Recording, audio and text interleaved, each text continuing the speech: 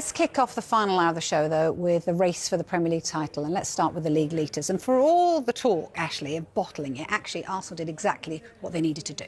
Yeah, it was really impressive the way they came back from the result against Wolves, which was a big kick in the teeth for them. And then everybody, you know, me included, thought, oh, no, they're going to do it again. And they showed up against Tottenham, and granted, Tottenham aren't a very good team at the minute, but they did what they needed to do. And they've looked different this year. I think the whole way through, this Arsenal team have been a little bit different to the previous ones we've seen. And I do think they've got enough strength in depth. They seem strong enough to get it done over the course of the whole season. You know, with that being said, Pep's Manchester City team are masters of what they do. But I just think there seems to be something different in that Arsenal club, actually, the fan base as well, and the dressing room. They just seem a little bit more secure in what they're doing, a bit more confident, and you know that we're used to saying that they might bottle it, and I can't see it happening this year. You know, for a while now, I thought this Arsenal team might just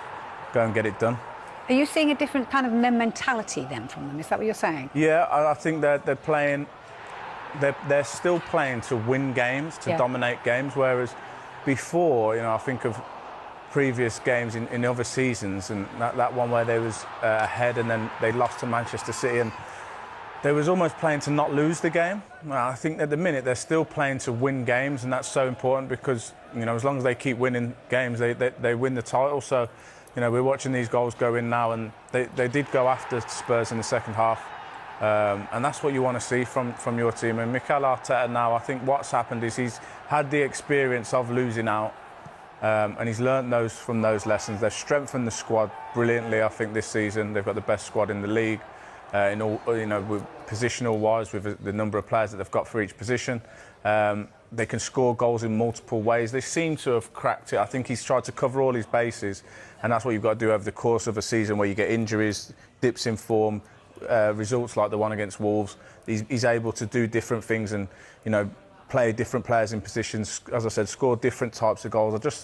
I just think that they probably regret these words, but I think they've got enough there to get it done. Seven wins from their final 10 games. We'll probably see them there, and we're kind of hurtling towards that game at the Etihad now, aren't we, between Manchester City and Arsenal? That feels absolutely crucial in this could be season-defining, season-deciding title race.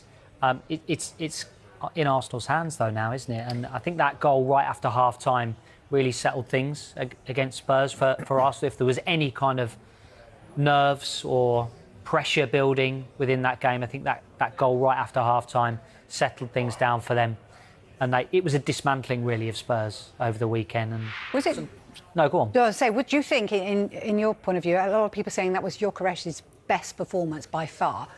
Do you see that? Did you see the stats and think, actually, yes, I think probably. It's true. Yeah, it's 10 Premier League goals now. He's edging towards a total which is going to be probably par for him. I think if we talked about it right at the start of the season, it was kind of how many goals do you think he'll score? And I was kind of around between 12 and 15 for him, and feels like he's probably going to get there. Really good performance. He ran the channels.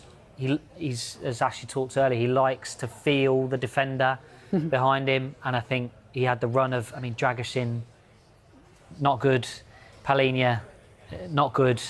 It's almost difficult to assess performances against that Spurs defence, and I'm trying to word that in the right way. But Gyökeres was great, and I think he's got all the ingredients. We've seen it. He's got all the ingredients to be a line-leading striker for this Arsenal team, and I think he showed it over the weekend. Yeah, and they maybe need it against Chelsea because they might be a bit of a wounded animal after what happened with them against Burnley, down to 10 men and drawing with them. They were expected to win that game, you'd think. So this will be a tough ask for Arsenal again.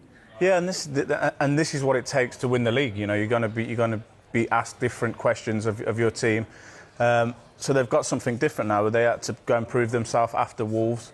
Now they've gone and dismantled their bitter rivals. You've got a Chelsea team that, you know, after conceding so late, will be chomping at the bit to get their win and go and topple Arsenal. I just think that, you know, looking at what Arsenal have got attacking-wise against what Chelsea have defensively, again, Arsenal come out on top of that game because they they just seem to have the trump card on every piece of the puzzle in every game, Arsenal. So, you know, it is a difficult game, but I expect this, you know, I think the manager's hell-bent on winning the Premier League, and he's almost obsessed with it, and he's got it nailed.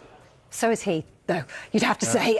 Even though he doesn't talk about it as much as perhaps we want him to, you know, his kind of focus this week was all just about Newcastle. We're not even talking about the title. But they got the job done against Newcastle as well, when perhaps Newcastle knocked on the door and asked them questions, but they got it done. Are we seeing, you know, this run that they often go on in January, February, March? Is this what we're witnessing here? Yeah, and I just think it's come a little bit later than I thought it would. I thought, you know, they normally pick up mid-February, January, they just go for it, and then they steamroller teams. We are seeing that now. I think it's come a little bit too late, and I think it's up against this Arsenal team that I've just spoken about. But it is good to see Manchester City, and you know, if you was a betting man, you'd be silly to bet against Pep Guardiola, because he's been brilliant for so many years, and he seems to. This year it hasn't really.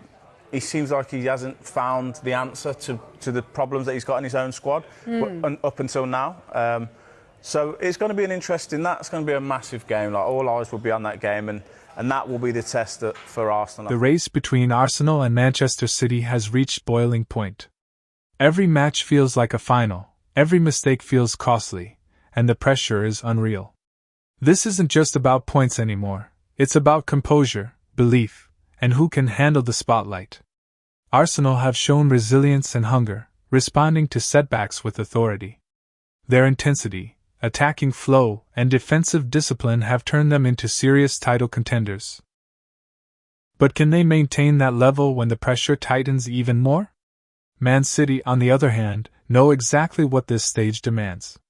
Experience in title run-ins gives them an edge, and when the pressure rises, they often look even stronger. They don't panic, they punish. The key question is mentality. Who handles the big moments? Who avoids costly slips? One draw, one late goal conceded, one off day. That's all it takes to swing momentum in a race this tight. This is more than a football rivalry, it's a test of nerve. The title won't just be won by talent, it will be won by the team that refuses to crack. And right now, the entire league is watching. Eyes fire.